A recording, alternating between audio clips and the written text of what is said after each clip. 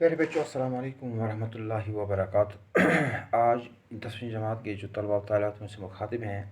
कि मालूम होना चाहिए कि कल हमने खुशामद का जो खुलासा आपके सामने पेश करने की कोशिश की है। उसके बाद यहाँ पर एक मकाला लिखा गया है जो ख्वाजा गुलाम सैदैन ने लिखा है, और यहाँ पर लिखा है इस मकाले का नाम है इकबाल और इंसानियत। इकबाल और इंसानियत यानी डॉक्टर सर मोहम्मद इकबाल ने इंसानियत की क्या तारीफ़ की है, इंसान को किस सूरत में हमें होना चाहिए। यानी जब हम डॉक्टर साहब इकबाल की बात करते हैं, उसकी जो शायरी है, उसका जो फ़लसफ़ा है, उसका यही जो मरकज़ी ख़्याल है जिसको हम सेंट्रल आइडिया कहते हैं कि कौम जो है या नस्ल या जो ज़ात पात है, मुल्क के तसव्वुर ने इंसान के दरमियान मुखालफत की बड़ी से बड़ी दीवारें खड़ा कर दी है। चाहे इनके दरमियानी दीवार कौम की बुनियाद पे हो, नस्ल की बुनियाद पे हो, ज़ात पात की बुनियाद पे हो, रंग की बुनियाद पे हो, और इसने इस इंसानियत के हसीन नक्शे को बिगाड़ के रख दिया है। और जब डॉक्टर साहब इकबाल के कलम की हम बात करेंगे, उनका जो कलम है इन तमाम जो बुतान बेफेज़ है उनके खिलाफ एक मुसलसल जहाद है। और यहाँ पर उसने ये हमें समझाने की कोशिश की है कि किस वक्त के ये जो नापाक पुजारी होते हैं अपनी हकीर मकसदों के लिए लोगों के दरमियान इतनी बड़ी बड़ी दीवारें मज़हब के नाम पे खड़ा कर देते हैं, रंग के नाम पे खड़ा कर देते हैं, नस्ल और ज़ात पात की बुनियाद पे खड़ा कर देते हैं। और इकबाल का मकसद यही है कि वो इन तमाम चीज़ों को जो मिटाना चाहता है। और यहाँ पर उसने अपनी एक मसनवी असरारी खुद ही के देवाचे में ही खुद लिखा है कि मैं इस्लाम की वकालत नहीं करता हूँ, लेकिन मैं इस माशरे को कैसे भूल जाऊँ, मैं इस निज़ाम को कैसे भूल जाऊँ जो इन तमाम चीज़ों को ख़त्म कर देता है। इस्लाम ही एक वाहिद मज़हब है जो तमाम मज़ाहिबों के साथ, तमाम रंगों के साथ, तमाम नस्लों के साथ, तमाम ज़ात पात के साथ, हर एक इंसान के साथ अच्छा सलूक करने की हमें तलकीन कर देता है। तमाम मज़ाहिब हमें कहते हैं, लेकिन जब हम इस्लाम की बात करते हैं तो इस्लाम के जो आखिरी जो रसूल हज़रत मोहम्मद मुस्तफ़ा सल्लल्लाहु अलैहि वसल्लम है, जब इसकी सीरत को हम देखते हैं, आज जो गैर मुस्लिम भी होता है उसकी सीरत को देखकर अपनी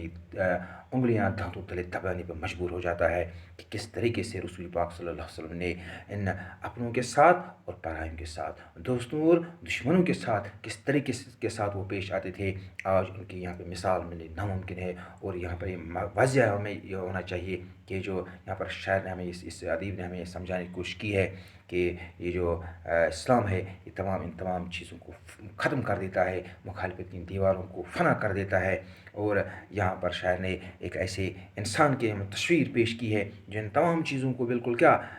ख़त्म कर देता है, जो न रंग के इस फ़र्क को मानता है, जो न नस्ल के इस फ़र्क को मानता है, जो न ज़ात पात के इस फ़र्क को मानता है, और सिर्फ वो एक चीज़ को मानता है, इसके अंदर सिर्फ इसको हर एक चीज़ किस नज़र से वो देखता है, किस निगाह से वो देखता है, सिर्फ इंसानियत की निगाह से देखता है। और ये जो ऐसे लोग होते हैं वो बिल्कुल अपनी इस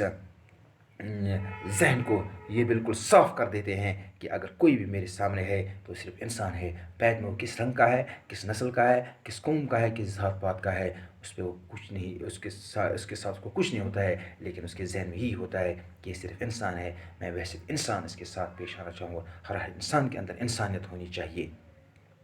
और उसके अलावा हमें ये भी इसने बताया है कि डॉक्टर साहब इकबाल जो हैं वो फ़िक्र की अज़मत के भी कायल के भी थे, साइंस की अहमियत को भी तस्लीम करते थे, लेकिन दिल की दौलत को हर किस्म की दौलत पे बरतर जानते थे। यानी इंसान का दिल साफ़ होना चाहिए, हर एक चीज़ पे इंसान का दिल साफ़ होना चाहिए। और वो सिर्फ इल्म के वो इश्क के जादू को अक्ल पर तरजीह देते थे। यानी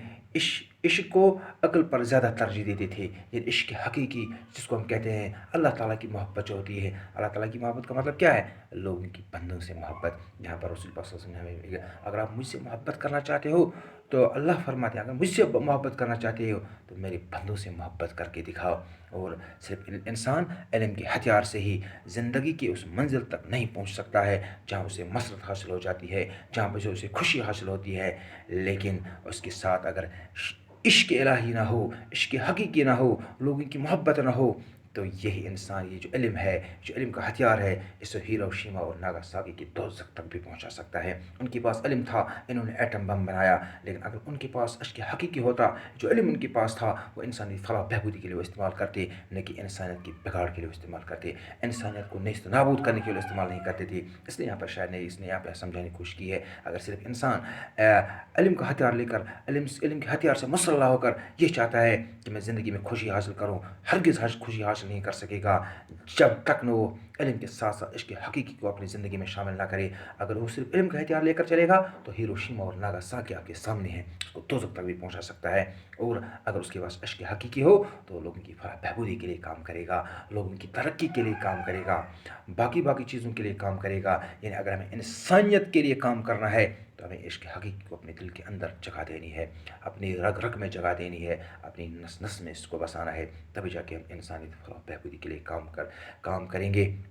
اور یہاں پر شاعر نے ہمیں یہ بات بھی سمجھانے کی کوشش کی ہے کہ انسان کے اندر یہ جو خودی ہوتی ہے، اپنے آپ کو پہچاننا جو ہوتا ہے، جب تک وہ اس کا احترام کرتا ہے اور اس کے ساتھ ساتھ دوسروں کی خودی کا بھی احترام کرتا ہے، تبھی جا کے انسان کامیاب ہو جاتا ہے، تبھی جا کے انسان خوش ہو جاتا ہے۔ جو اپنے لیے چاہتا ہے وہ دوسروں کے لیے جب تک نہ چاہے، جو اپنے لیے چاہتا ہے وہ دوسروں کے لیے جب تک نہ چاہے، تب تک اس کو زندگی میں کبھی سچی خوشی حاصل نہیں ہوگی۔ اور یہ جو زندگی ہے، زندگی کا دار و مدار ہی اسی پہ ہے کہ میں اپنے لیے جو چاہوں دوسروں کے لیے وہی چاہوں، تب جا کے میں مطمئن رہوں گا، تب جا کے میں خوش رہوں گا۔ اگر میں نے اپنے لیے 5 چاہے تو دوسروں کے لیے 2 ہی چاہے، اگر میں نے اپنے لیے اچھا چاہا دوسروں کے لیے برا چاہا تو یہ سمجھ لینا چاہیے مجھے زندگی میں کبھی اچھائی نہیں ملے گی، مجھے زندگی میں کبھی خوشی نہیں ملے گی۔ اگر آپ اپنی زندگی میں خوش رہنا چاہتے ہو، اگر آپ اپنی زندگی میں